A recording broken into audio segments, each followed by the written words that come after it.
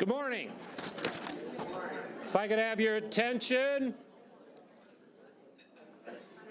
Wow, you did good. Very, very nicely done, State of the City's audience. My name is Pete Turek. I'm president of the Anoka Area Chamber of Commerce. And welcome to our annual State of the City's Luncheon. We have a huge lineup. We are going to go north, south, east, west. You are about to find out what has, is, and will be happening in our region. I love this luncheon, and I'm glad that you are here. We are live, and normally we're not live, so we are live. So to all of our presenters, Jerry, we are live. So just remember that. Hey, we've got a couple of luncheon sponsors that help make this happen, and I want you to find out who they are. We have One Wheel Marketing in Champlin. Is Mark here? I think he had something going. He is not here, but we want to thank Mark and the crew at One Wheel Marketing for sponsoring. And then always a sponsor of this event is the wonderful crew at First Bank Elk River. Chris Randall is here. He paid money for this part. I want him to come up here and say hello to you people as our luncheon sponsor and talk a little bit about the good things that the bank is doing. Chris, come on up.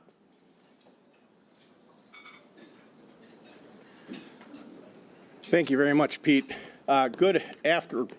Good morning, I suppose it still is. It's nice to see all of you. A lot of faces that I recognize from other aspects of the community that we all participate in. That's kind of my big appreciation for everyone in this room, is that we are not just here today as residents or people that work in this community, but we live here also. And this group of people, the Chamber in particular, and the people that are going to speak and kind of show you what's going on in our community are very important to the success of the North Metro. Sorry, Pete, the Anoka area. Yeah, that's right. I want to acknowledge that too. Pete's done a great job as a steward and a president of the Chamber for almost 40 years. Yep. There we go. Thank you very much. And this is Pete's. Can I say this? Well, it's kind of out of the bag now, Chris. So. Go ahead. Pete's going to be looking at doing other things next February. Let's put it that way. Thank you very much, Pete. Real quick, I want to do a shout out. I am an assistant coach at the St. Francis High School Alpine Ski Team. Our head coach and one of our athletes today is competing at Giants Ridge in the state meet. If any of you know any of the athletes that participate in that, that's a great sport. An Alpine High School downhill ski meet is one of the more interesting events that you can participate in. So Evan Hoppert with St. Francis, good luck today. They probably just got done with their first runs. And thank you all for coming out here today. There's a lot going on in our community, a lot to be proud of, and we are all part of that success. Thank you. Thank you, Chris. So, yeah, it's out of the bag. So next November, I'm going to retire. It'll be almost 40 years, and, you know, there's got to be somebody younger with some blood running through their veins that's got a lot more energy than what's going on in this body. So it is time. And but there's plenty of time before. We've got galas and we've got golf tournaments and we've got luncheons and we've got a bunch of stuff. So we'll worry about that stuff later. All right, State of the City table sponsors. I want to recognize them quickly. We have ABC Newspapers, Anoka Dental, the City of Anoka, City of Champlin, City of Coon Rapids, City of Ramsey, Falcon National Bank, First Bank Elk River, and Zion Lutheran Church. All of you, thank you for sponsoring the table and helping us fill this room here at Bunker Hills. On your table, there's this piece of paper with that little QR code. You should take your phone and put on your camera and wave it over that, because what it'll do is it will take you to the Anoka Area Chamber Gala Dinner Silent Auction, which wink wink is up now and live. Taking bids, wink, wink, from all of you. There is stuff there for experiences. I just put up Twins tickets this morning. We've got gift cards. We've got stuff for home, stuff for comfort, miscellaneous. There is almost 150 items up there. You need not be present. in order to bid on those things, meaning you don't need to go to the gala dinner, although you should. The gala is Friday, February 21st. We're out at the courtyards of Andover. We'll get 400 people out there. You should come. It is a great time all to keep the mission that is the chamber going.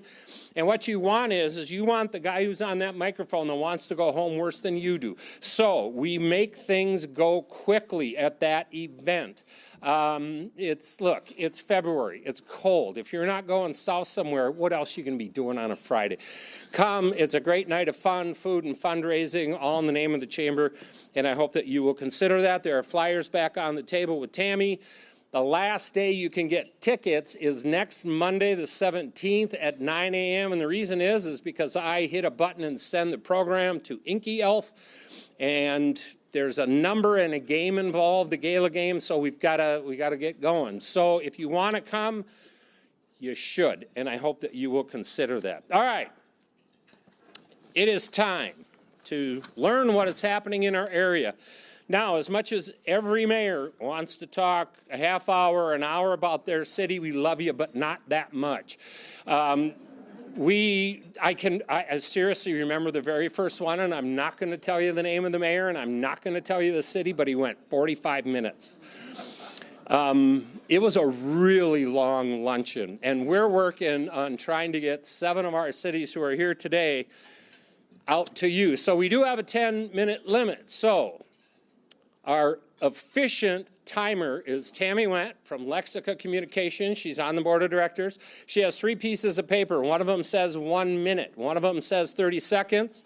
And one of them is a red piece of paper. So presenters, when you see the red piece of paper, we do have police here in the building. They will make their way to the front, and we just want to keep this moving. All right, so who's here today? Here is the lineup. We have the city of Coon Rapids, followed by Anoka, followed by Champlin, followed by St. Francis, Andover, Ramsey, and Oak Grove. You're also going to hear from our director of manufacturing and our manufacturing cohort, John Letourneau. Will give you an update on what that group's been doing and some really cool stuff.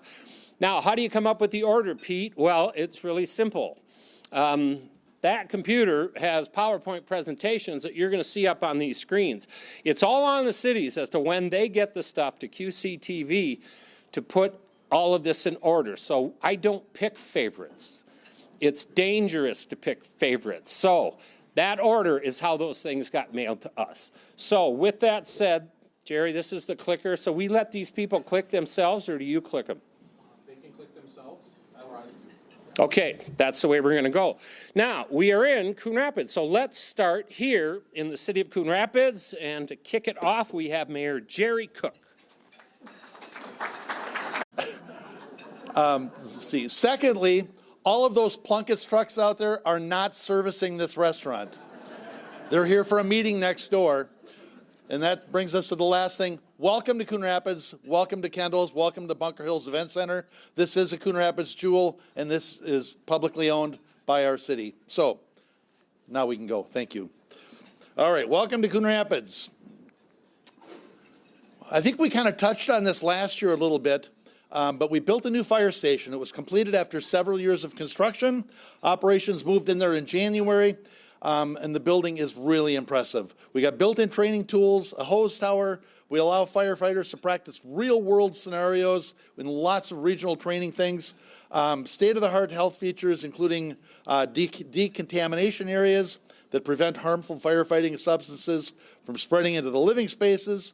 There is a gym, there's a library, there's meditation spaces, sleeping quarters with special lighting and sound controls, and it's all designed to support wellness and improve mental health. And then this is the hose breaking, or however you describe a ribbon cutting when it's a fire station.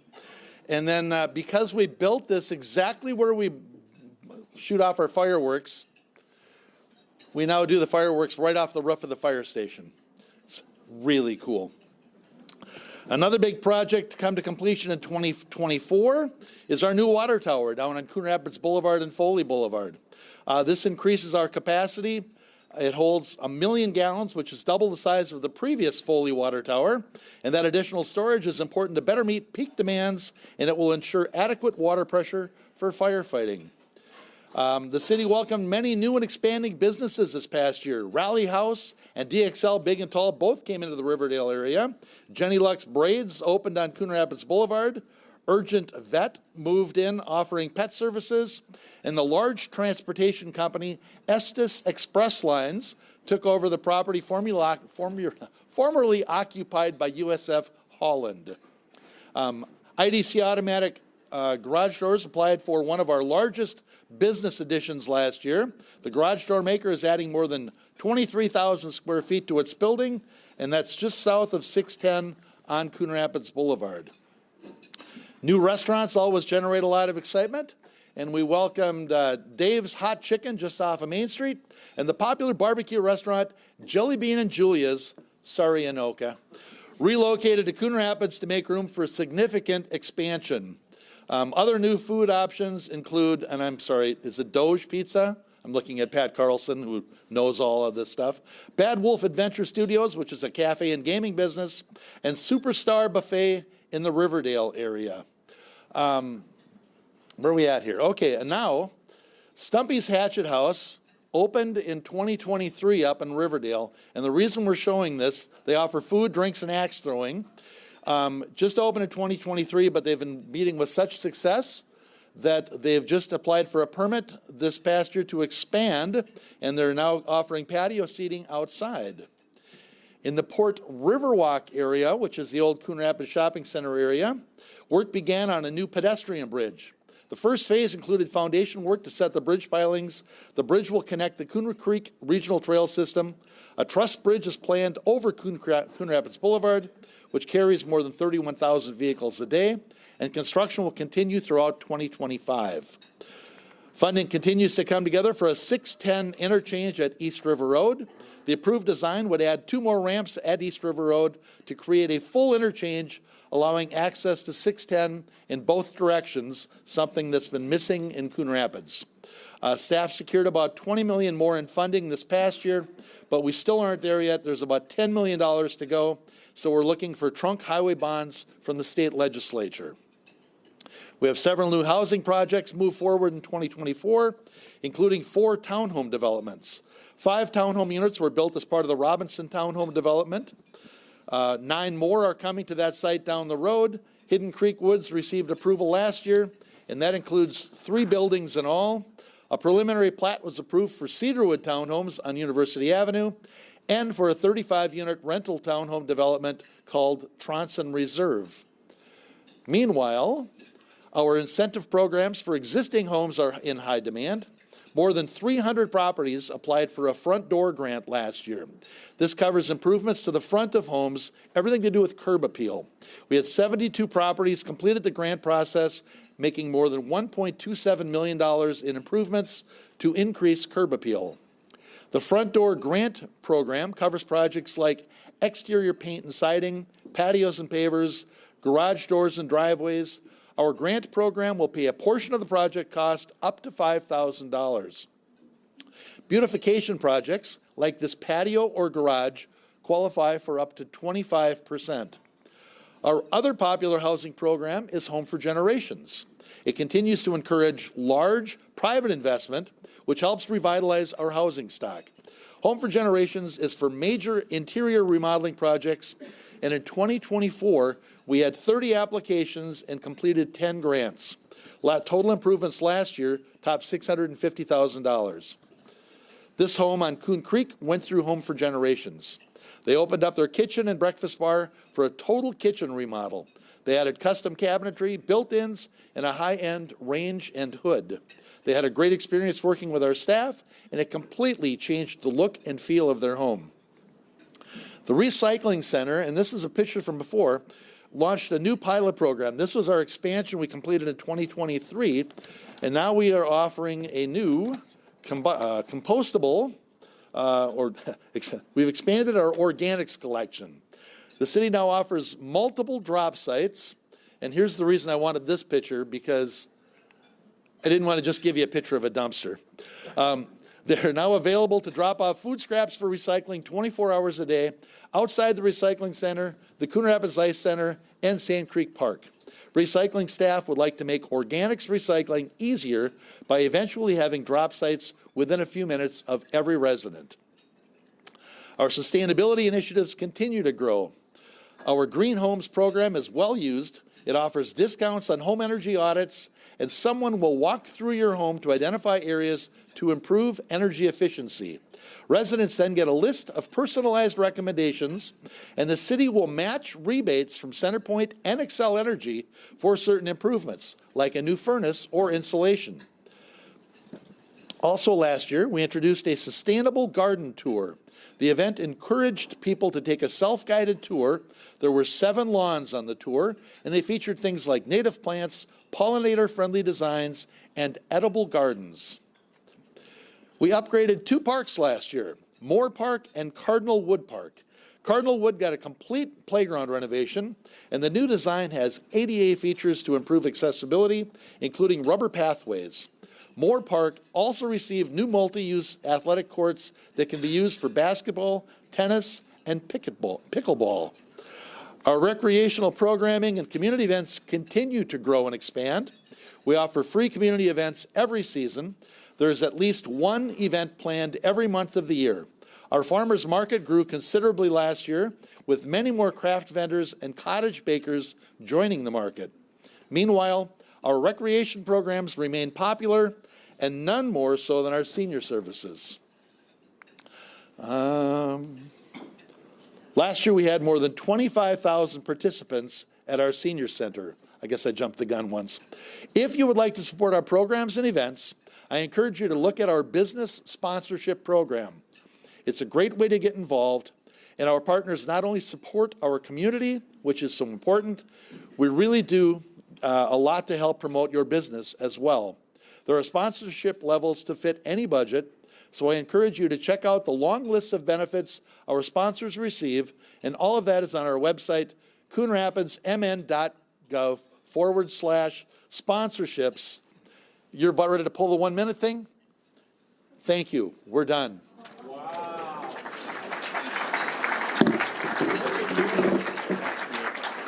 That's me. No, that's you. All right. You know, it's so funny because we tell them 10 minutes. We tell them that in early January when I send out the email and the invite. And Jerry is a wily veteran of this, and it's always like, I'm going to do it this time. I'm going to get it in 10.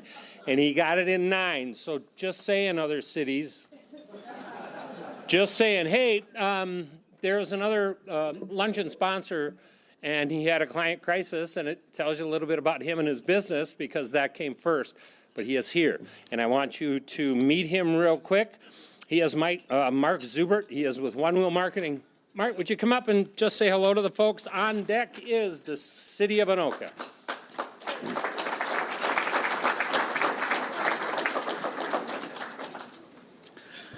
Hey, good morning. Hey, did you guys hear the story about the man who had a vacation coming up, and so he bought himself a plane? Mark, we are live here. Yeah. It's clean? Yeah, this is good. It's clean. That's right. He bought himself a clean plane, and he wanted to take his clean family on vacation. And then he used ChatGPT to teach himself how to fly. He downloaded checklists, and then packed his family into the plane, and went to fly for the first time with his family. Anybody hear about that? That story is not true. That's probably why you didn't hear about it. However, that's how a lot of people are running their marketing. They are trusting AI. They're getting checklists. They're trying to find little bits and pieces to put together. They're trusting their company, their family, their loved ones with these things, and it's just a recipe for disaster. We have 25 years of experience running all kinds of marketing campaigns, to the point that we've created a marketing operating system that all companies can plug directly into their EOS or their other business operating system strategically, and a team behind it to get things going. So if you are looking to get stuck or get out from being stuck, not to get stuck, we invite you to go to onewheelclinic.com. Everybody who's a chamber member gets 2 One Wheel Clinic meetings with a marketing medic who can help diagnose issues and help get you from where you are off the ground to where you're going. So honored to be here. We're here in Champlin, and enjoy the rest of your morning. Thanks. Mark, thank you. That is Mark, One Wheel Marketing. Hey, real quick, before we leave the city of Coon Rapids and head to Anoka, Alex and Vanessa and the crew at Chick-fil-A in Coon Rapids, have a Be Our Guest card, which is good for some chicken nuggets or a chicken sandwich. So there's a card back on the registration table for everybody in this room. So hats off and thank you to Chick-fil-A for doing that. All right, it is time to find out what's happening in Anoka. Champlin, you're on deck. Anoka, it is Mayor Eric Skoquist.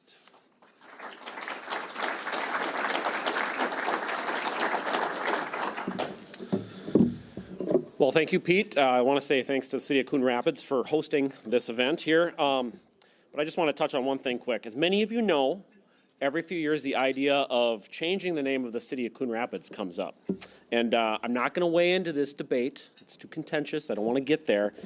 But if it ever happened, can I make a suggestion? So in 2008, Burns Township became a city. They very wisely decided to go by the name many people had known it for 100 years. Now then. I thought that was a great thing that they did. So I guess what I would say here is Coon Rapids, Coon Creek Rapids, it's had all these other names over the years. But the one that really strikes me and I think has a nice ring to it, when you used to be called the Township of Anoka. So maybe think about that. Maybe you could be like the Bethels. You could be East Anoka, something like that. So anyway, give it some thought.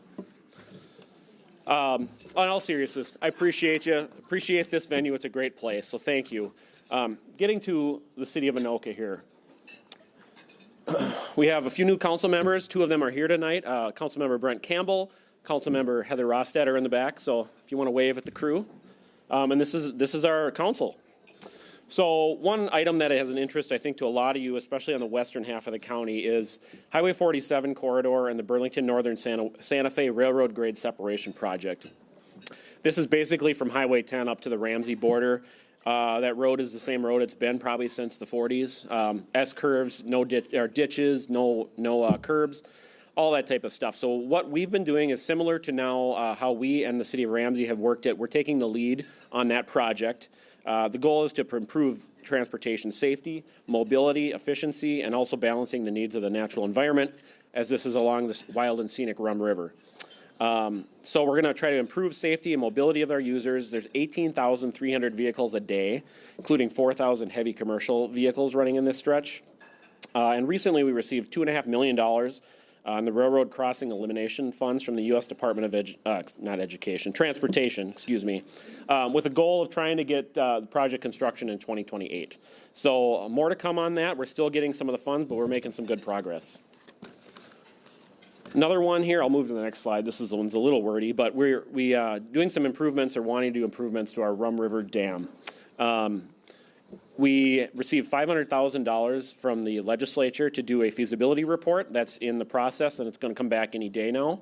But as part of that, we looked at hydropower generation, which looking like it's probably not as feasible, but we're looking at other geothermal or other aspects we could incorporate into the dam.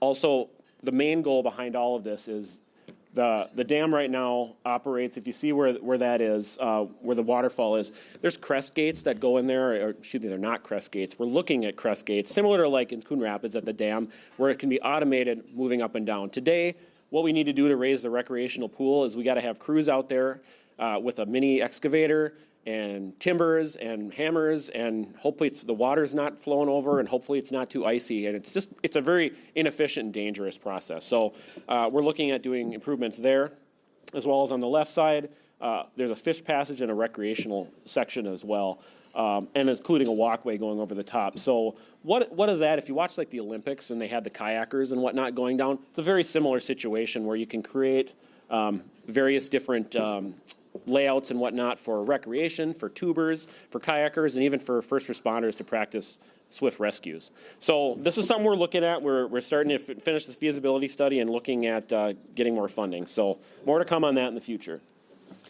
Also, right in that same stretch, we started our work on the West Rum River West Rum River Trail improvements. So this particular area is just near like the Stone House, south of Main Street. A lot of interesting historical features in Anoka. It's probably one of our history richest areas in the city. And as part of that, you see there's stonework, something called the Giddings Gardens that were in there. We're creating a part of a trail loop, and we're starting in this stretch here to build on the west side of the river with the hope of eventually connecting to that bridge I showed you in the last one and really creating kind of like a little mini loop like I think Minneapolis has in their area.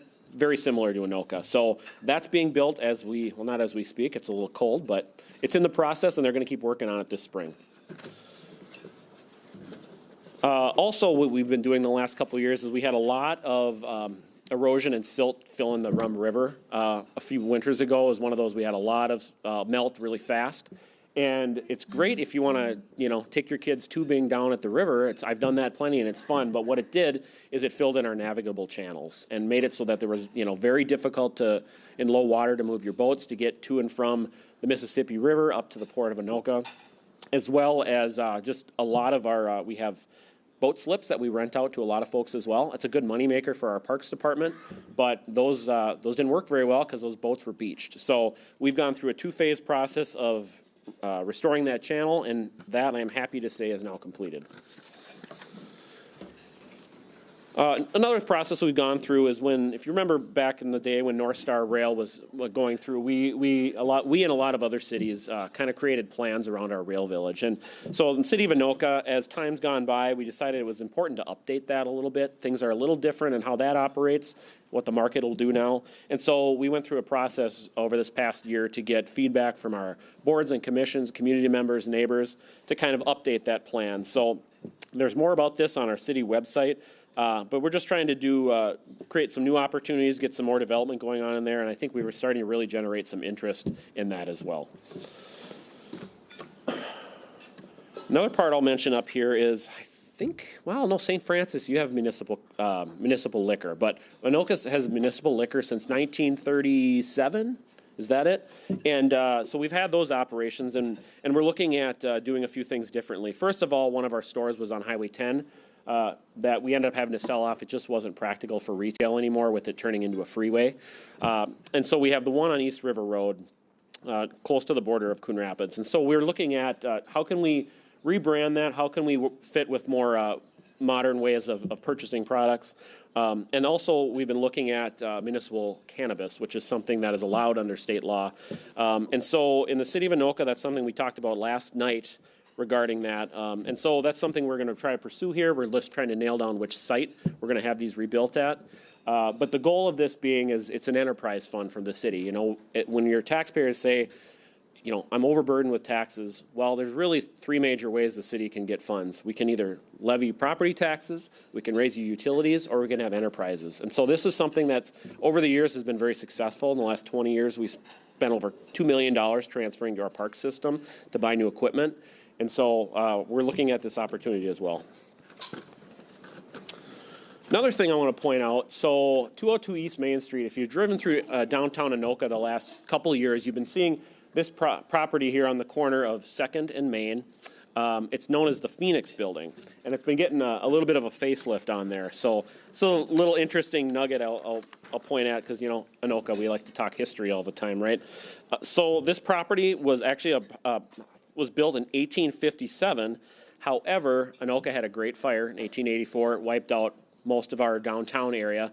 And it was rebuilt in 1884, 1885 using lots of brick that came from Coon Rapids back in the day. So we appreciated that.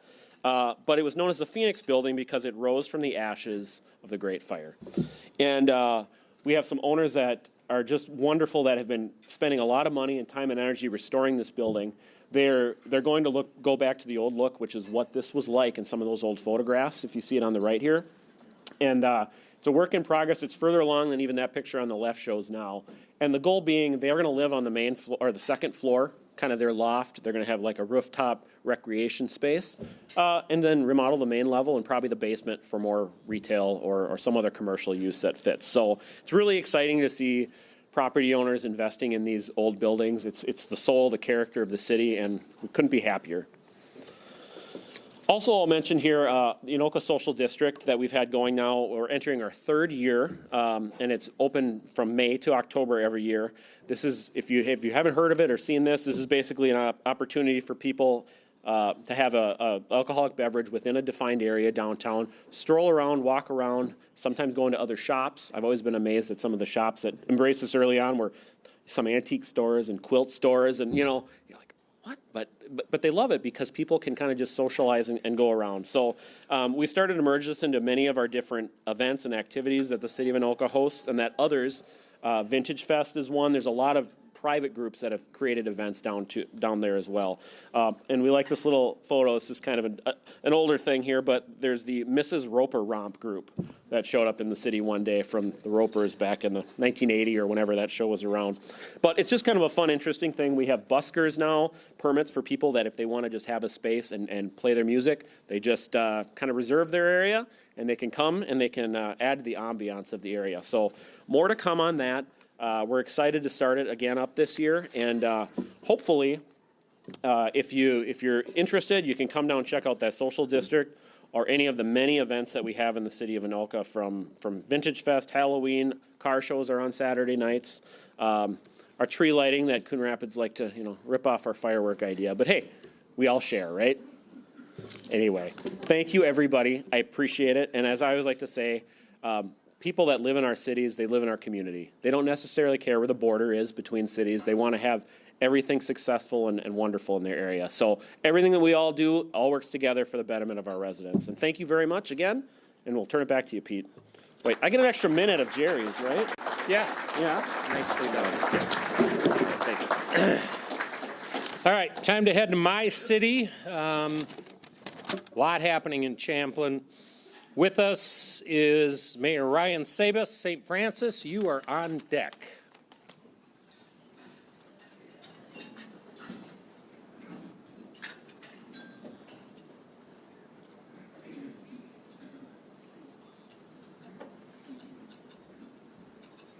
All right, thanks, Pete. Appreciate coming to this event as always. My name is Mayor Ryan Sabas from the great city of Champlin. I'd like to thank Coon Rapids for hosting again this year. This is a fantastic facility, so we always appreciate coming over here. And before I get started, I'd like to thank Anoka on behalf of Mayor Cook and I, so we can get back up to Rum River again without bottoming them out our pontoons, as well as a lot of residents in Champlin will be thankful. So this is my council I serve with. I have Jessica Tesdall. She's our Ward 1 council representative. Tom Moe is our Ward 2 council representative. Nate Truesdale, our Ward 3 council representative. And Tim LaCroix is our Ward 4 council representative. Nate and Tim won re-election this past fall, so we have no changes to our council. 3 of these members, Jessica, Tom, and Nate, I've had the pleasure of serving with now for 8 years on the council. So pretty veteran group, and I have an exceptional council I get to work with. It's wonderful. This one, wow, this is pretty big. Brett Heitkamp.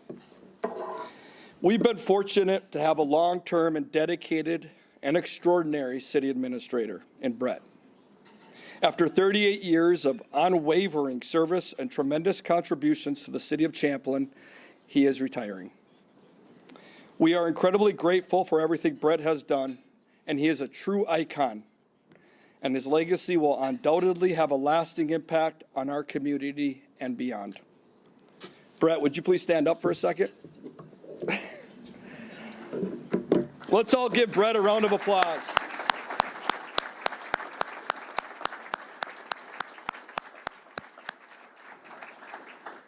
You know, I don't think I would be the mayor I am today without the leadership of Brett Heitkamp at the wheel.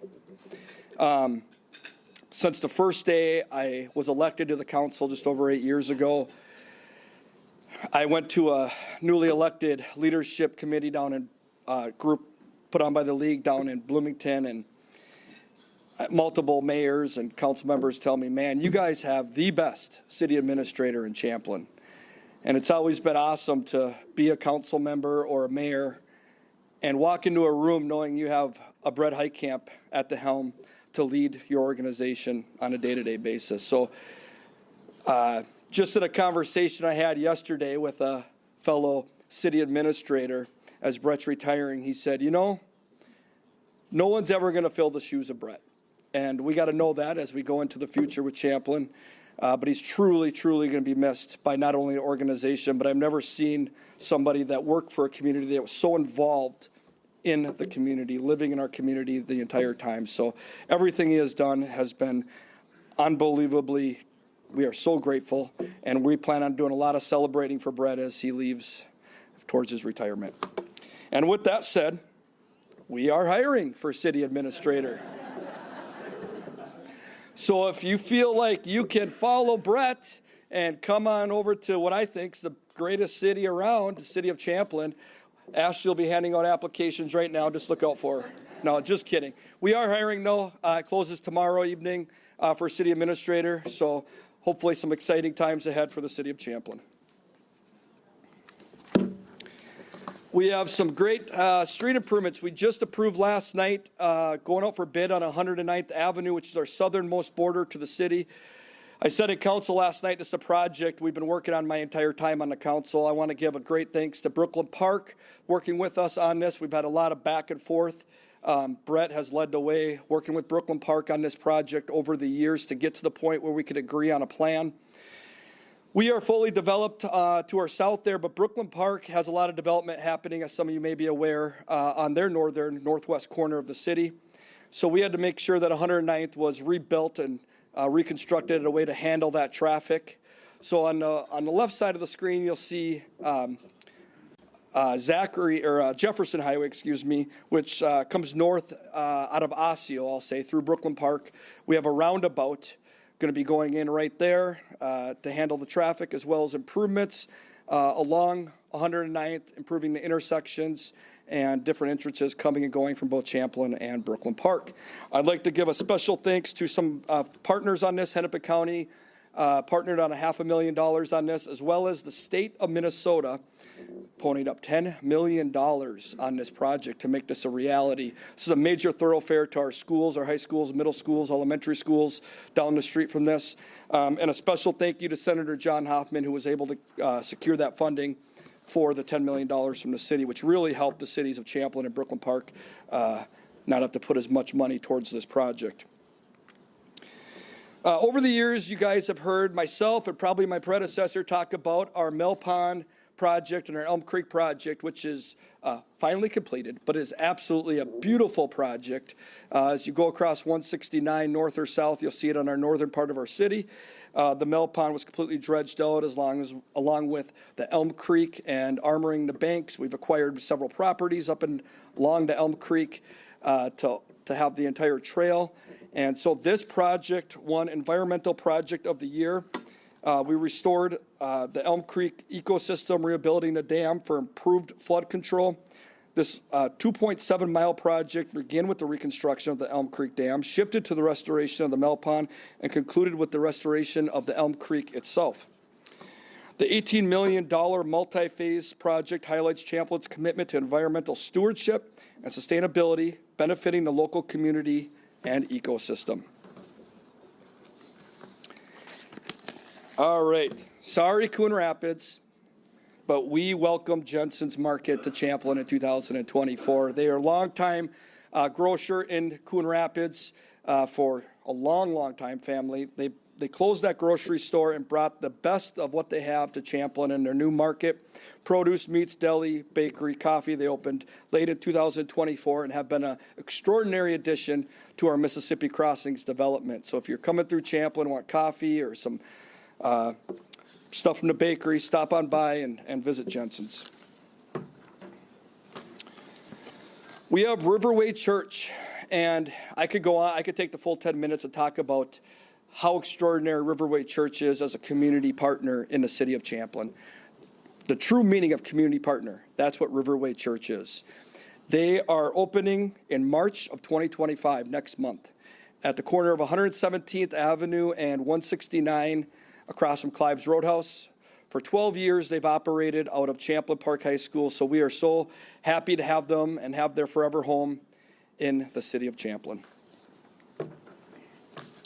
Here's another one I think that everyone in this room has heard from the city of Champlin maybe a couple times, is our Riverfront restaurant. We finally broke ground just a couple weeks ago on Char Blue, Riverside at Mississippi Crossings, a casual yet elevated dining experience on the river overlooking the Mississippi River and the outdoor performance area. We have extraordinary partners in this restaurant, Tom DeQuattro and Corey Bannerman and their team building a fantastic riverfront restaurant that is going to be something like they currently don't operate. As some of you may know, they do own other restaurants around town, but this is a new style for them, and we're so excited. We've been working with Tom and Corey for quite a while now to make this a reality.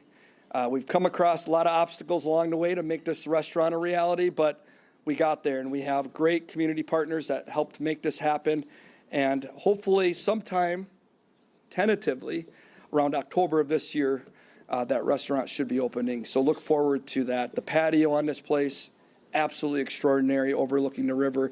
I don't think there's anything like this in the metro, let alone the North Metro. So really excited.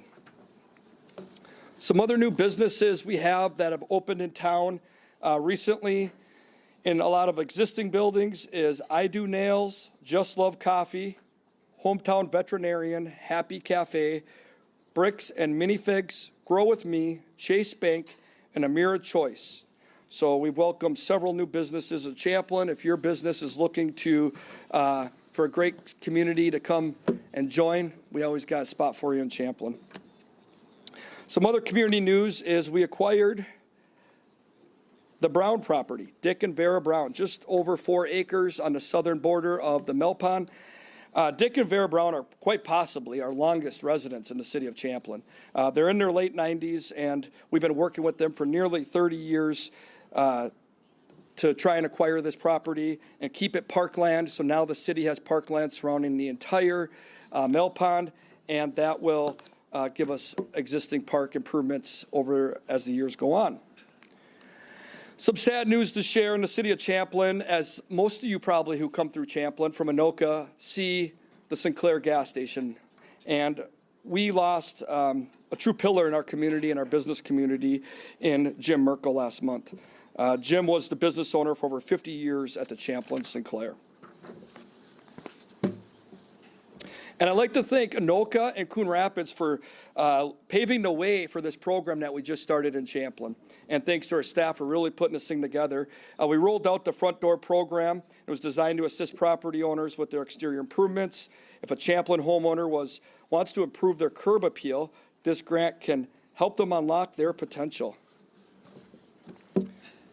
And this past fall, we opened up our own pickleball complex, something the residents of Champlin have been clamoring for years, so we can host our own tournaments and our own events at the pickleball. It's at Andrews Park in the central part of our city, so this is an exciting area. If you're a pickleball player, come on to Champlin, come to Andrews Park. Pete will probably be walking by you, walking his dogs. Fantastic area. And, of course, our highly sought-after Mississippi Crossings concert series returns on June 5th with hometown country star Anderson Daniels. Runs every Thursday to the end of August. Food trucks, beer trucks, you name it, come out and have a good time at the Mississippi Crossings. Father Hennepin Festival, again this year, 4-day event, starts on Thursday, June 12th, goes through Sunday, June 15th. Saturday night, fabulous Armadillos, come on out to Champlin. And we'll end with this one. Who likes to go across the bridge during rush hour? Anoka, I don't think you guys do Ramsey. So, additional bridge crossing. I have a great idea. Stuck in traffic, I propose a less expensive alternative design to save money. Who's interested? Trying it out, Eric, maybe? Yeah. So, you know, we do have that newer billboard on 169 in Champlin. So, we're thinking of putting this up on the billboard to help encourage our neighbors to the west to support a bridge crossing. So if anyone's stuck in traffic in Champlin on 169, we encourage you to reach out to the city of Dayton. All right. Thank you very much. Everyone have a great afternoon. That is good. Well, all righty then. I will tell you, almost 39 years ago, the very first meeting that I attended, it was at Northtown Mall, and it was about a second crossing of the Mississippi from the then proposed 610. So that dates how long ago this was. So all the cities from Otsego to Elk River all the way down to Northtown on the north side of the Mississippi, every one of those cities said any place, anywhere, anytime. Everybody on this side of the river, the south side of the river, said any place except our city. And to this day, we still don't have it. Now, the Vikings win a Super Bowl or we get another crossing of the Mississippi. As much as I'd love to see a Viking win, I'd really like to see a crossing of the Mississippi. All right. Thank you, Mr. Mayor, and exciting things happening in Champlin. We've been south. Now it's time to head north. We are heading to St. Francis. City Administrator Kate Thunstrom is here. Andover is on deck. Kate, you're up.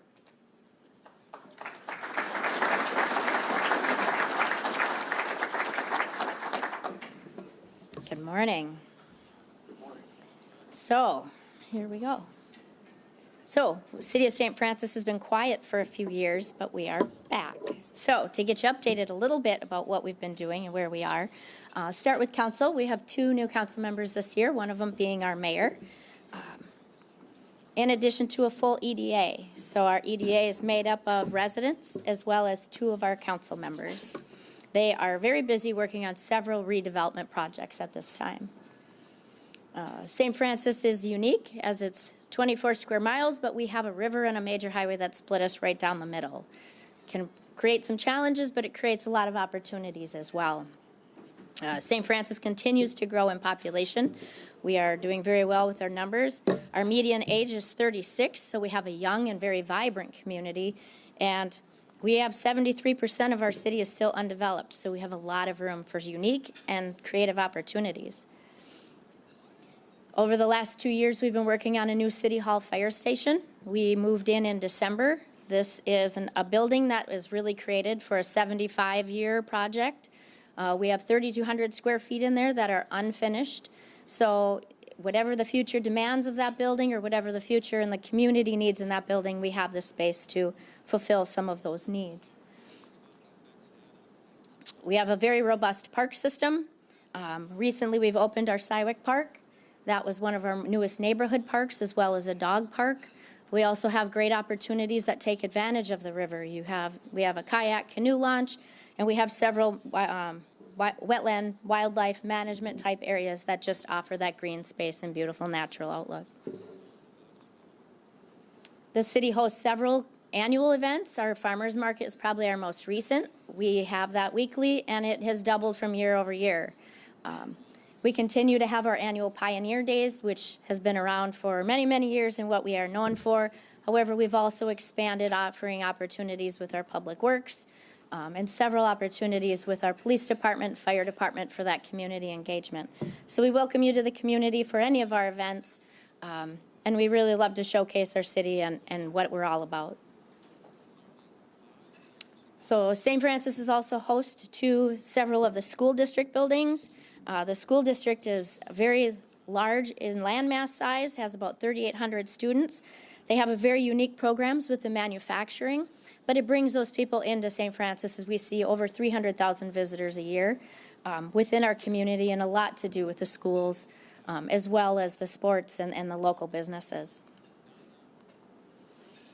So one of our major infrastructure projects that I think we're going on year 6 of planning and hope to have construction by 27-28 is our Highway 7 reconstruction project. This would include 4 major intersections. We have some intersections that are pretty highly used as that development has continued over St. Francis. This original section of highway was built in 1962, where there was about 500 people. So we've kind of exceeded its expectations. As well as the highway project, we are also working on the infrastructure underneath, and some of that is to support a new subdivision that's coming into town. One of our largest landowners is Northrop Grumman, and many of you probably see or hear of them as they are the boom on social media. We can be a noisy neighbor at times, but they are one of our largest land-owning corporations in the city. They have about 3,200 square miles, acres. And like, we'll get there in the middle. They are very skilled. We have a lot of testing in different pieces with them, but they offer great opportunities and a great community partner. But they can be a little noisy at times. Several of our other smaller businesses, we have some unique opportunities. We have our light manufacturing with some CNC and some real technical wire and thermal projects. But our Pride project up there, that organization actually makes very unique prosthetics. So St. Francis is home to some really unique and diverse opportunities as far as our workforce as well. We have two major commercial districts, one of them being Bridge Street, the other being that Highway 47 corridor.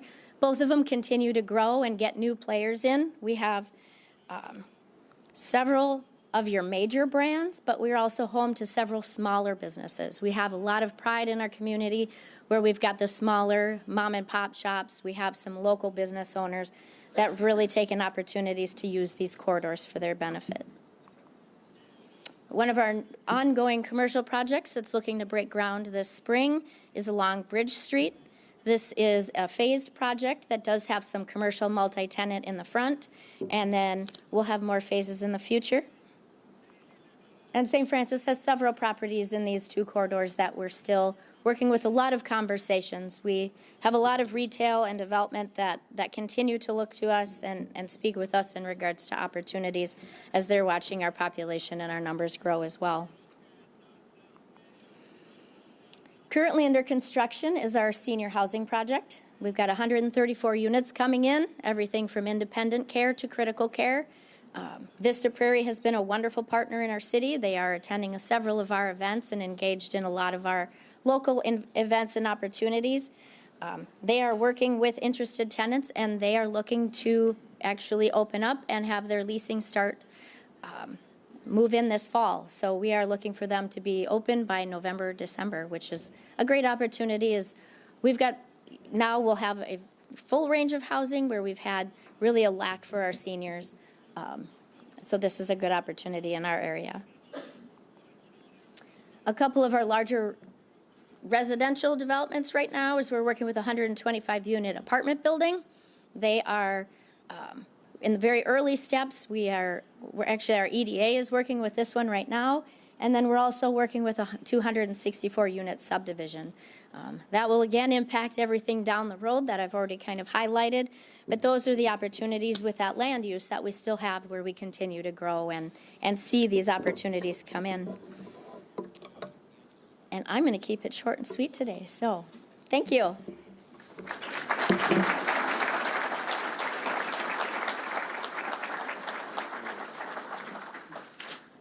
All right, we're going to head south just a little bit, find out what is happening in Andover, and to get us up to date, Mayor Jamie Barthel will tell us what's happening in that city. Ramsey, you are on deck.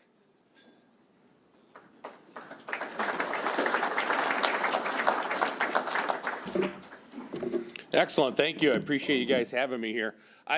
This is my first time presenting, and I had no idea mayors took shots at each other's of the community around them. So if you are a mayor in the room for the next 10 minutes, relax. I wasn't prepared. But next year it'll be a roast, so be ready. Here we go, the city of Andover. We've actually had a very busy 2024, and we're going to have a busy 25. This is our new council. We actually had quite an adjustment. I'm the new mayor. Our old mayor decided not to rerun. We have two new council members in Shafto and Shue. And over the next month, we're going to be deciding who our new council member will be. And so we have an application process, and we'll be filling that by March. New businesses. Andover's not like the other businesses that have presented here. We don't have all these restaurants, and so we're excited to get a Chipotle and a Starbucks right next door to each other, kind of by our community center. We had a new dance company move in. We had a landscape company take over an existing property and really develop beautifully called Sand Hill. And then if you're familiar, been up on Hanson, we had TE Connectivity who closed down their shop, and we had PEM move in. So it was nice. We had a building that was not vacant for very long. Andover, as you know, is a big residential community, and we are constantly building new homes and new developments. This is the field of Winslow's Cove. This is right off Prairie. It's going to be about 383 units, different housing styles. And as fast as they go up, they are being filled. So the builder cannot build them fast enough. On the north side, up by the old Peterson Farms, we have the Legacy at Peterson Farms, which is a really gorgeous development. All the lots are anywhere between about 1.5 acres to 4 acres, with gorgeous scenic bluffs, not bluffs, but it drops down and it's, I'm not sure, it's beautiful. I'm not sure the right term there. And so that's going as well. And here's just a quick look at all of the developments happening in Andover. And recently we got presented on our rural reserve. And so probably over the next 5 years, that'll be happening, and that'll be a huge chunk added into Andover. So you can see where it's all kind of happening. So it's not just in our main area, it's all over the city. Andover has a problem where we have over 90 miles of roads that have deteriorated to the point they need to be replaced. We did some additional bonding. We also did a little bit of a levy, and we're going to take care of all those roads in the next 8 years. So we are very aggressive. All of our extra money has gone into roads, so I'm not going to go over all of them, but as you can tell, we are focused on roads, and that'll be our big focus for the next 8 years. Something brand new to Andover in 23, and it's going to be popping in 24, roundabouts. We never had a roundabout. We got one in, I think it actually officially opened in 24 with that field of Winslow Cove. Now we're getting 2 right by each other, Crosstown and Nightingale, which is kind of by City Hall. And then we are getting one up on 7th by Peterson Farms. And then on the corner of Crosstown and Constance, the county's putting one in. So we were there for 50 years with no roundabouts. In a matter of 3 years, we're now going to have 5. So some of the improvements we made in 24, we are very dedicated to our parks. We have a park dedication fee for new developers when they come in that they pay. We use that money to build new parks and to maintain all of our existing parks. So we have them on a 20-year cycle where we tear them down, put in all new equipment. Like everyone, we had some tennis courts and we put them into pickleball courts, not as fancy as some of the other pictures, but hey, we got outdoor pickleball courts now. If you've never been around Round Lake, we have a gorgeous trail around Round Lake, and it is extremely scenic, tons of wildlife. You feel like you're in northern Minnesota, even though you're in Andover. And we redid a variety of walkways, we redid the path. And then we put in a big shelter at our Pine Hills North. We put this in, even though we are spending what we're spending, Andover is still the 6th lowest tax city in Anoka County, something we're very proud of. Now with regards to other things that have happened, and I'm sure you heard about a water issue in Andover over the last couple of years. This area, which is just north of Bunker Lake Boulevard, all had private wells. And about 3 years ago or so, it was noticed that they had 1.4 dioxane in their wells. The Minnesota Pollution Control Agency cannot figure out exactly where it came from, but after help from our local legislator, Peggy Scott, the Department of Health, the EPA, we were actually able to take all of those wells out, and every house there is now on city water. So they had not been on city water. Every time we redid the roads, the cost, just they didn't want to do it. Now they're on city water and drinking healthy water again. So if you drive down Bunker, you'll probably notice an area where there was a lot of fourplexes that look run down. The city over the last probably 6 years have been buying those up. As soon as we buy one, we tear them down. This is going to be our big redevelopment area. So in the yellow is city owned, but we still have the property there. Those will come down probably in the next year. Everything in red has already come down. So in that middle section, we still have 2 more properties to grab, and then we're going to start selling this off to development. How that looks is going to be different now that we have a new council, whether that be a mixture, whether that be commercial, residential. We'll know more, but we really look to enhance our city. One of the things about Andover, majority of our population lives along Bunker Lake Boulevard, so people are really asking for restaurants there and more amenities there, so we're hoping that this will get us there. We do have our Veterans Memorial Wall. It's not full yet, so if anybody wants to honor a veteran from the area, you're more than welcome to contact the city and get a plaque up. I think it's $300, $400, something like that. And you get a permanent plaque up with their name, their title. It is a phenomenal facility. We had a local resident donate the statues. It is just a really cool place right off of Nightingale and Veterans Memorial Boulevard. The mayor of Coon Rapids, Mayor Cook, made a comment about the Jewel. This being the Jewel, one of our jewels is our community center. We expanded it about 4 years ago. We have a new vendor, Crooked Lake Creamery. The ice cream is phenomenal. And then we also have a to-go library. We have 2 ice arenas, a sports complex, 4 courts for field house, tons of meeting rooms. We recently redid one of our meeting rooms, and it is now a multi-sport simulator, so not only can you play golf in there, you can also kick soccer balls, football, dodgeball. There's a Wild West shooting, bowling, disc golf, anything that has something you throw or kick, you can play that in this room, so it's not for golf only. It has been popular with our youth, absolutely popular with our youth. Parents will rent it for an hour, and they're in there just entertained, so that is a huge factor. And also, too, we do have a walking track. In the winter months, between the hours of 6 a.m. and 4 p.m., we experience between 4,000 and 5,000 walkers a month. That after 4 p.m., we don't track it, so it's probably doubled.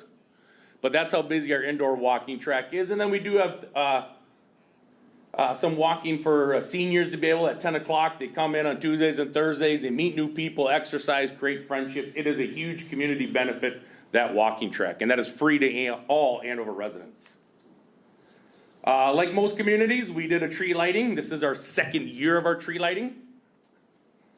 The North Suburban Home Show is a very big home show for us at our community center. That'll be March 8th, 8 to 2. Please get your tickets and attend. It's amazing how many vendors we have there, how busy it is. It is a phenomenal show. And then last but not least, we have our Andover Family Fun Fest. Extremely popular, July 11th and 12th. And we, instead of the carnival rides and all that, we do inflatables. There's usually 35, 40 inflatables. The kids get their wristbands, and you don't see them for 6 hours. So, well, I know where my kids are for that time, but others might not. With that, thank you very much. I appreciate it.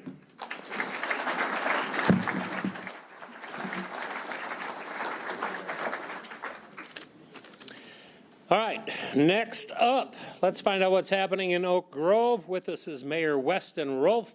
And hang on. It's Ramsey. I'm sorry, Ramsey. Oak Grove, you're on deck. Ramsey is up. Mayor Ryan Heineman is with us. And then following Oak Grove, it will be our manufacturing cohort update, and we're out the door. Well, thank you, Peter. Thank you, everybody. It's an honor to be here and represent Ramsey. So before we start, I would like to introduce at our table, we have our city administrator, Brian Hagan. We also have Bruce Westby and Pat Johnson. And then we have Kirsten Stewart. We have, Shanna Stewart, Kirsten Bush, Chris Riley, and Michael Olson. We do not have Eric Peters or Dan Specht with us today, but we'll give them a hard time after this for tonight's meeting. All right, so new commercial development. So we have some pretty cool things going on. First off, commercially, Ramsey is doing really well when it comes to the economic development in the area. We currently have 627 businesses in Ramsey, employing 7,665 individuals. So that's very, very fun for us. The Highway 10 construction is continuing. And during that time, a lot of businesses were displaced around the area to include different cities. And that was a great opportunity for us to bring other businesses into the area. So we welcomed a few businesses. Soundwave and Blue Line came and joined the city of Ramsey, as well as a couple other businesses that we'll highlight later on. We also have Aldi, Take 5 Jam Hops that came in as well, which is really great. This means that with Ramsey, we went from $170 million. This year we had $170 million in new building value in 2024 compared to the year before when we were at $84 million. So a huge increase in our commercial businesses. As well, we had some expansions from Sauter Home & Associates and Diamond Graphics, just to name a few. For our new residential development, we brought in a lot of new residential developments. The newest residential construction, we brought in Parkside Villages, as well as the Waterfront Villages and the Skyline Apartments of Sunwood and the Core. So a lot of new residential developments. Also, Havilon Fields is a new project. They joined us. They're building at the Lord of Life campus. So they had a lot of extra property, and we're able to work with them to bring some new residential developments. Part of that is going to be 2 multifamily buildings consisting of 160 units for senior living, as well as 280 units for non-age restricted residential units, and then 20 rental townhomes for seniors, dedicated to seniors in the area. So as we see our population continue to age, it's great to have places where residents can stay in the community around family members. So we're very excited for that. For hospitality, this is a fun one for everybody. We welcomed quite a few new businesses to Ramsey. Chanticleer Pizza Grill is a great place. They have everything you'd want, from pasta to pizza to steaks to drinks. It's a great place to go. So if you're ever in the area, feel free to swing by. As well as Home to Suites by Hilton. They are building in Ramsey as well, and they should be done very shortly. I think in May is when they're going to start taking reservations. Also, Sir is going to be a new restaurant. It's going to be located in the Ramsey Business Plaza. They're taking over for the former Kitchen Table. We were sad to see them go, but Sir is going to be a high-end steakhouse, also pasta, seafood, and things of that nature, so we're very excited for that. And very similar to Andover, we are getting a Chipotle Starbucks as well. Ours will actually have a drive-through, though, so that's pretty cool. I'm excited for that. Not for the scale to change, but for the drive-through, that'll be good. Some other big developments, Sunfish Lake Boulevard interchange. So it was fully constructed and opened up in November. This is a huge thing for us as Highway 10 traffic continues to be shaped around the construction. This first interchange has been very great for us, really great for the local businesses. Many of the businesses off this area did suffer a little bit during the construction, but with this interchange complete, we're very excited to see traffic continue to flow. That was a joint construction project with Anoka County taking the lead, and MnDOT and the city chipping in as well.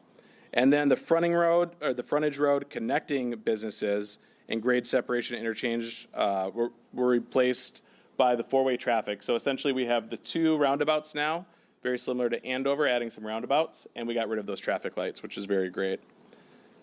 For Ramsey Boulevard, the Ramsey Gateway project, Ramsey Boulevard will also have a frontage road connecting businesses, 2 roundabouts, and grade separation interchanges.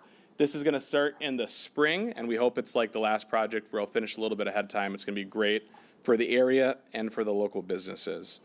And it's going to be 2 lanes of traffic in each way, which is going to help quite a bit with the traffic flow. We're also excited about our new water treatment plant. That's actually going to do 10 million gallons a day. So it's going to keep up with our current use as well as all future use for the foreseeable future.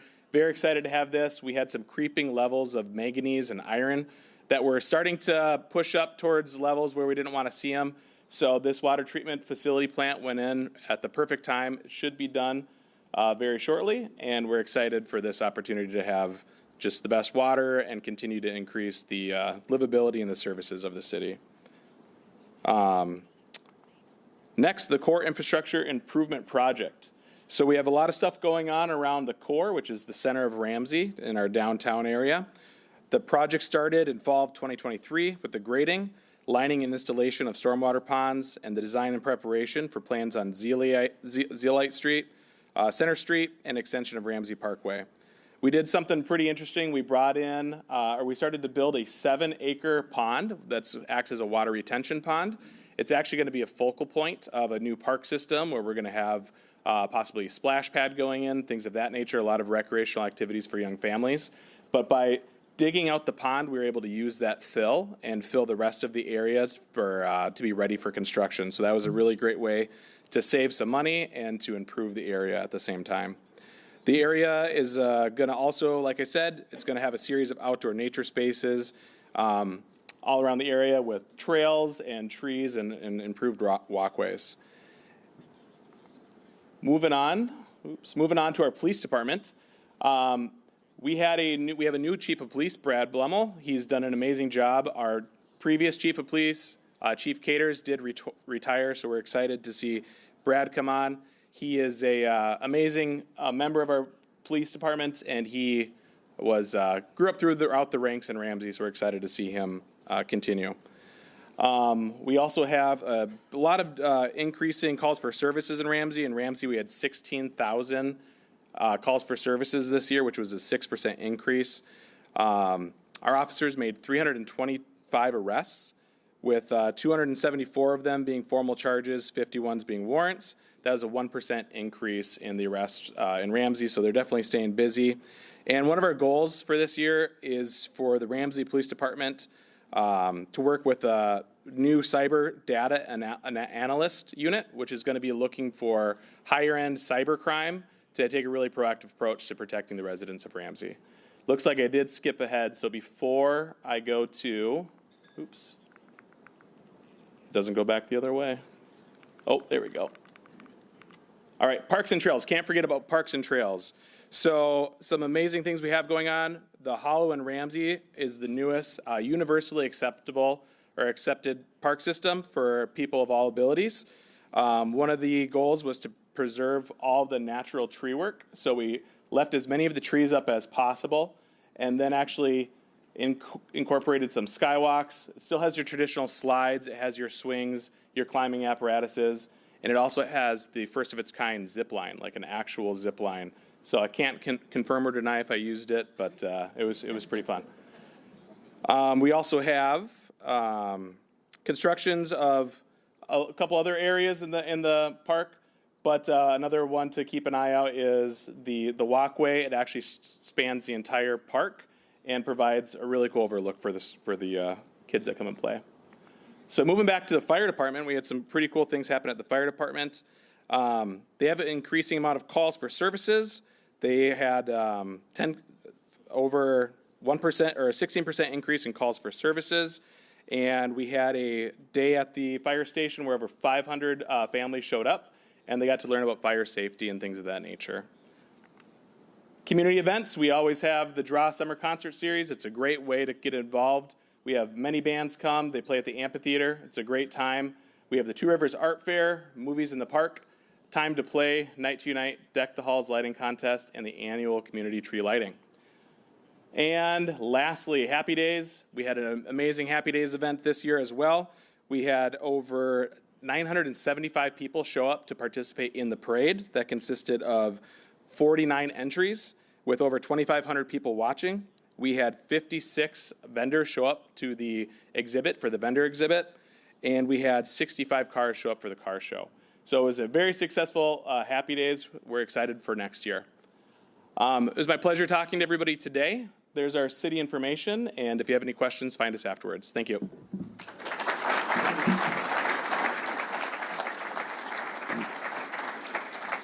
All right, up next, Oak Grove. Mayor Weston Rolfe is here. After that, on deck is Mr. Letourneau and an update on the chamber manufacturing.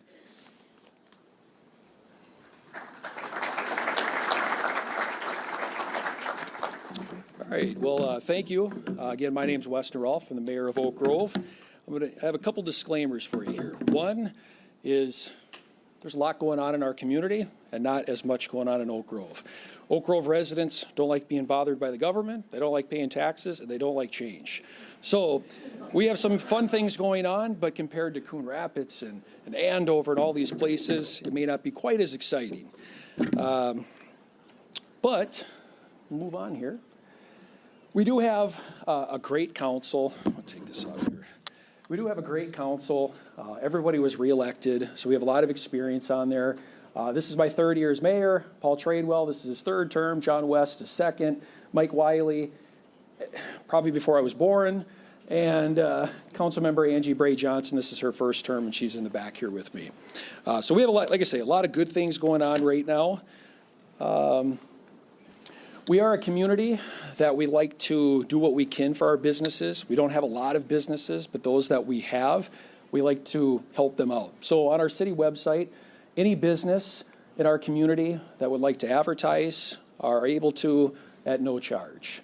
And we have more than this, but again, some of them aren't aware of it. If anybody is in here from Oak Grove and you have a business, just contact the city and they can add you to that.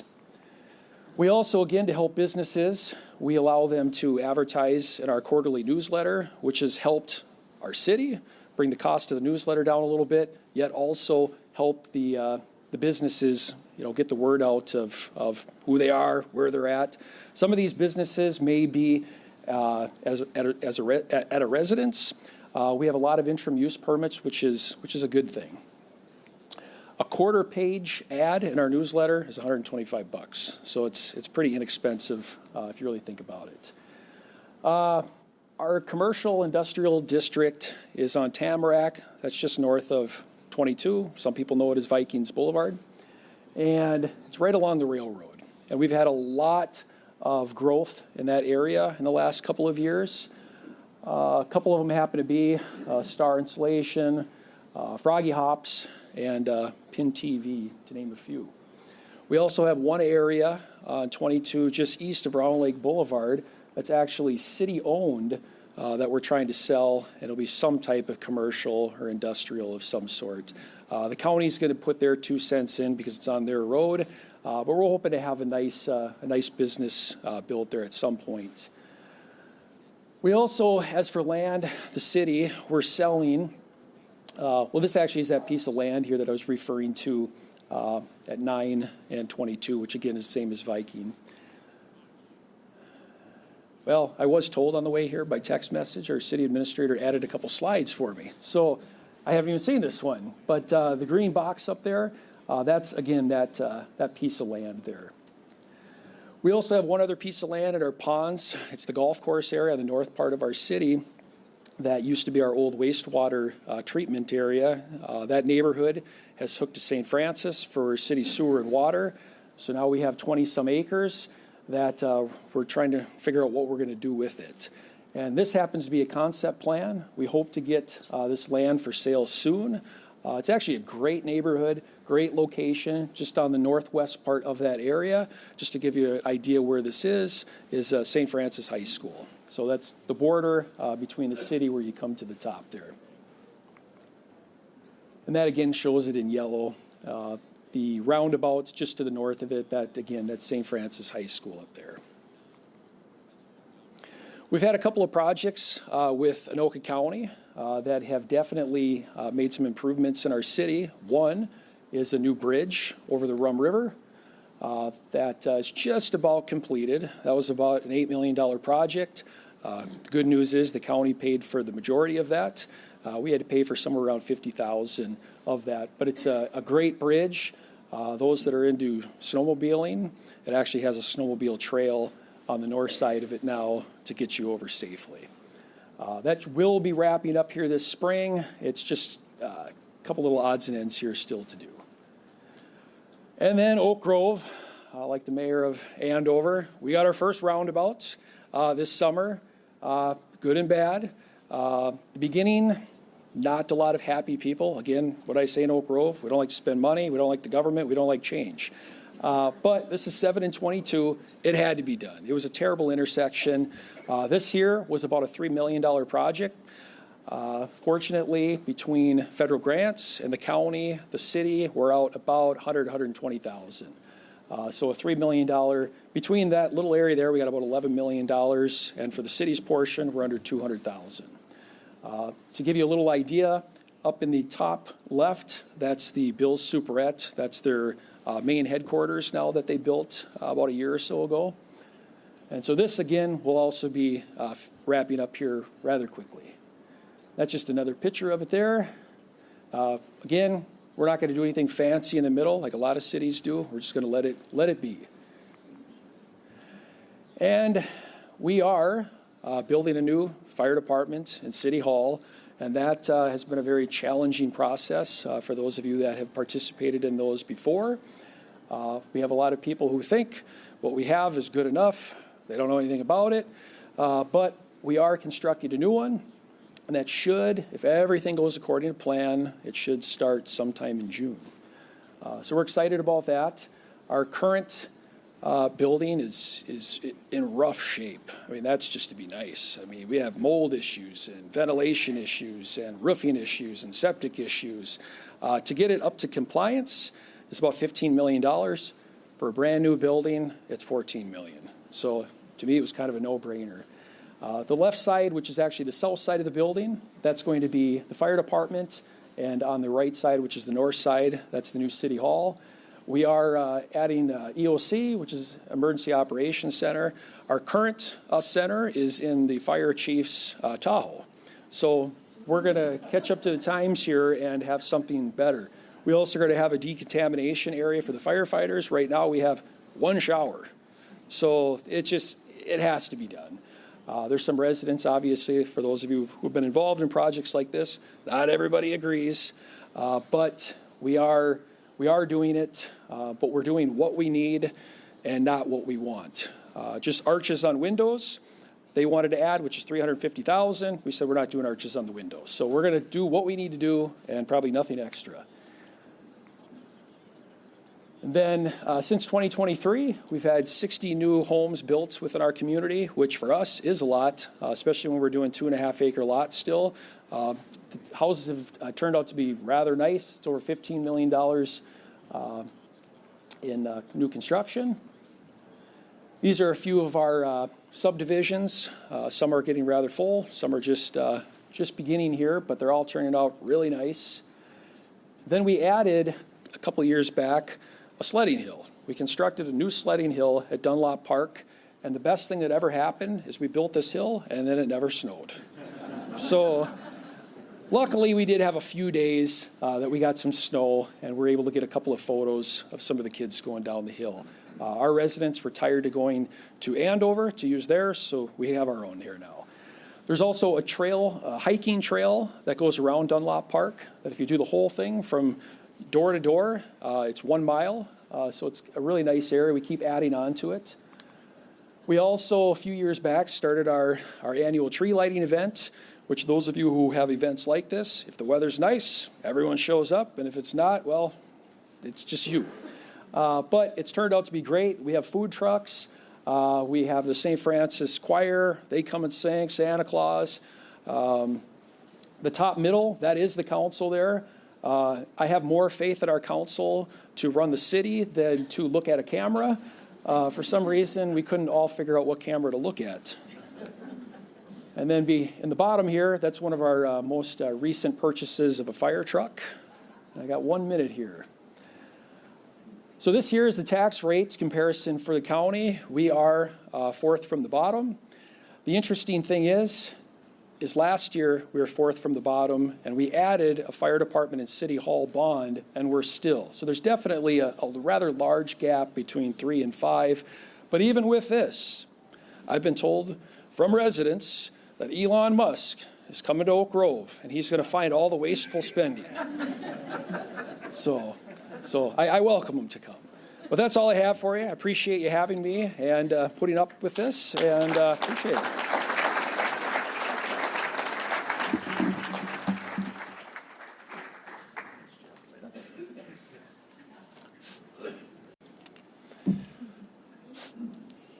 Test, okay, it's on.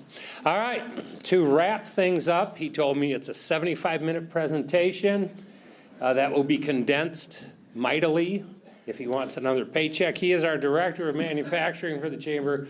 His name is John Letourneau.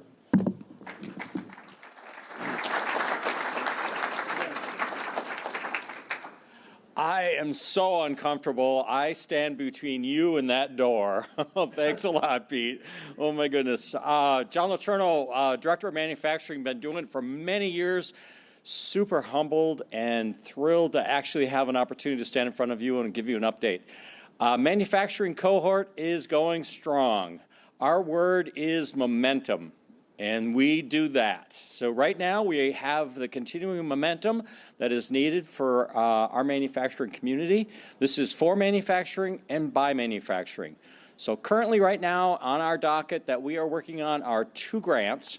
Number 1 is a Minnesota Dual Training Pipeline grant. And this is an opportunity for us to take members of your community, your working manufacturing community, and bring them into an educational environment like the Anoka Technical College, and upskill their levels of expertise and put them in positions to be in higher roles inside manufacturing that's inside of our area right now. And so we are now working with 8 employers and 18 different individuals in a program that runs over 9 months. We're mid-season right now on our dual training pipeline grant, and it's going well, and we're super excited about that. The second grant that we're working on this year is called Drive for 5, and it's a grant that's allowing us to do something that manufacturing has been asking for many years, and that is the equivalent of an apprenticeship program. And so what we are doing right now is we're working in collaboration with multiple partners, not only in manufacturing, but community, and we're bringing those folks together, and we are developing what we call a Industry Immersion Academy.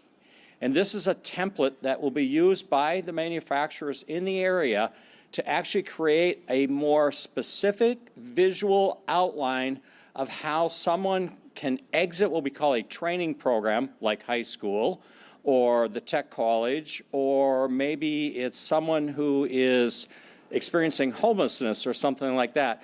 And we're preparing people to leave these training programs and then enter into an experience in manufacturing that will allow for them to build a career and obtain, maybe for the first time in their lives, a wealth building position where they can buy that house, they can stay in the community they grew up in, get a really cool truck, and do some really meaningful things for their family. And so those are the programs that we're working on right now with the Drive for 5. We are also, a phase 2 of it is to build a video campaign to show the community, these are people that are curious for jobs or people that don't understand what's going on in manufacturing. We're going to build a video campaign to show the community what these jobs look like and what the opportunities are in manufacturing. So we're actually working with One Wheel here, our chamber member, Mark, thank you, to put together this series of videos. And once those are available, they will be distributed widely throughout the community. Anyone have access to them. All of our community partners will use them. And we'll use this, again, to drive interest and bring people into great jobs in manufacturing. So I want to tell you, momentum is the word. It feels really good right now. I'm super excited that we continue to do this work, and it's a thrill to be part of this organization. Thanks, guys.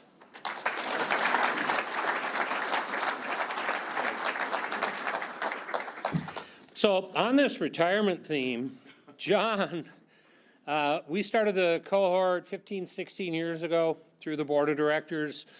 We felt that was a segment of business that needed a little bit extra attention. And John's going to retire at the end of September after doing a phenomenal job of heading that up.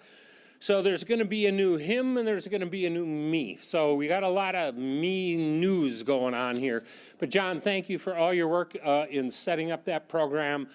Phenomenal work. I'm busy, and so it was you do it. That was the board of directors hiring, and he's done a great job. So seriously, thank you so much for all the effort. And a quick shout out to Mr. Heitkamp. Hey, buddy, well deserved. Enjoy it. Maybe there's a Twins fantasy camp at some point. You and I are looking at each other going, what the heck are we doing here? And anyway, congratulations on a phenomenal career. To all of our elected officials, God bless you. Just God bless the work that you're doing, because I know that it's not all happy, joy. I know that you deal with some folks from time to time, and that's part of the gig, and you knew it, and you took it on anyway, but you keep working for the good of this region. Chamber's going to continue to do what we're supposed to do. I am super excited about a brand new Chamber resident guide that is about to come out through ABC, ECM Publishers, and APG. You guys are going to love this piece. It is a major upgrade from what we have done. Those are going to be rolling out at City Halls and through the Chamber in the very near future. We are going through a major change up on our Chamber website, thanks to that young lady, Tammy Went from Lexica Communications. God forbid, and Tammy, my administrative assistant, is going to like this. You could sign up for a luncheon and actually pay for it online, because you can't do that right now. But you're going to be able to do that in the very near future. Plus, it's a whole new, fresh look.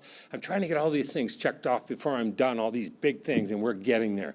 To all of you, thank you for being here. To our table sponsors, thank you. To Mark and One Wheel Marketing, thank you for the sponsorship. Chris, thank you, and the crew at First Bank for your sponsorship of the luncheon. And don't forget your Chick-fil-A free card. Also, lastly, thank you to the QCTV crew for putting this whole thing on.